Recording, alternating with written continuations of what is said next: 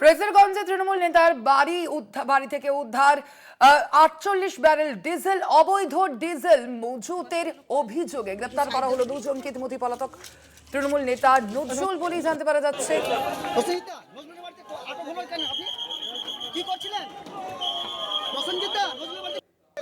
ফ্রেজারগঞ্জে তৃণমূল নেতার বাড়ি থেকে উদ্ধার ৪৮ ব্যারেল ডিজেল।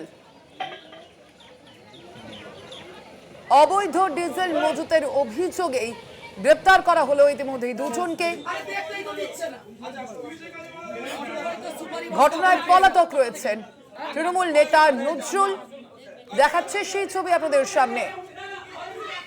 ৪৮ ব্যারেল ডিজেল অবৈধভাবে মজুত রেখেছিল ধৃতেরা। আমরা বিষয়ে কথা বলবো। আমাদের সঙ্গে এই মুহূর্তে ফোন লাইনে রয়েছেন প্রতিনিধি কোয়েল মন্ডল। কোয়েল, ঠিক কি অভিযোগ সামনে আসছে? কি কারণে এত ডিজেল মজুত করছিলেন এই তৃণমূল নেতা? একদমই দেখো, দক্ষিণ ২৪ পরগনার ফ্রেজারগঞ্জ গ্রাম পঞ্চায়েত এলাকায় এই এলাকারই দীর্ঘদিনের পরিচিত দাপুটের তৃণমূল নেতা নজরুল ইসলাম মোল্লা, তার বাড়ি থেকে উদ্ধার হয়েছে হাজার হাজার লিটার বেআইনিভাবে মজুদ ডিজেল। গতকাল স্থানীয় বাসিন্দারা এই তৃণমূল নেতা নজরুলের বাড়ি ঘিরে বিক্ষোভ দেখাতে থাকে, পথ অবরোধ করে এবং তারপর ঘটনাস্থলে পুলিশ আসে। পুলিশ এসেই কিন্তু বিক্ষোভকারীদের চাপের মুখে পড়ে এই অভিযুক্ত তৃণমূল নেতা নজরুল ইসলাম মোল্লার বাড়িতে তল্লাশি অভিযান চালায় এবং সেই তল্লাশি অভিযানে তার বাড়ি থেকে ৪৮ ব্যারেলের মতন অবৈধ ডিজেল উদ্ধার হয়েছে। অন্যদিকে নজরুলের বাড়ির অদূরেই একটি মাঠে সেখানে ৪ বস্তা অবৈধ সুপারিও উদ্ধার করেছে পুলিশ। অভিযুক্ত তৃণমূল নেতা নজরুল ইসলাম মোল্লা তিনি পলাতক রয়েছেন, তবে নজরুলের দাদা আনারুল মোল্লাকে গ্রেপ্তার করেছে পুলিশ। আজ তাকে কাকদ্বীপ মহকুমা আদালতে পেশ করা হবে।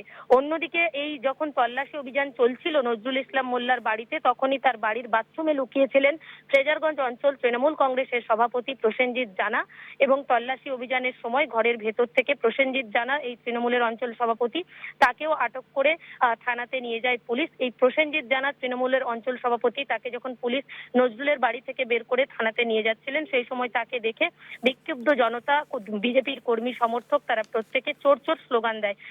অন্যদিকে এই গোটা ঘটনাকে কেন্দ্র করে রীতিমতন চাঞ্চল্য ছড়িয়েছে এলাকায়। তবে এই যে ধৃত অর্থাৎ অভিযুক্ত তৃণমূল নেতা নজরুল ইসলাম মোল্লার দাদা, যাকে ইতিমধ্যে গ্রেপ্তার করেছে ফ্রেজারগঞ্জ থানার পুলিশ, সেই ধৃতকে আজ কাকদ্বীপ মহকুমা আদালতে পেশ করে নিজেদের হেফাজতে নিয়ে জিজ্ঞাসাবাদের আবেদন জানাবে ফ্রেজারগঞ্জ থানার পুলিশ। জিজ্ঞাসাবাদ করে এই বেআইনি মজুদ তেলের উৎস জানার চেষ্টা করবে পুলিশ।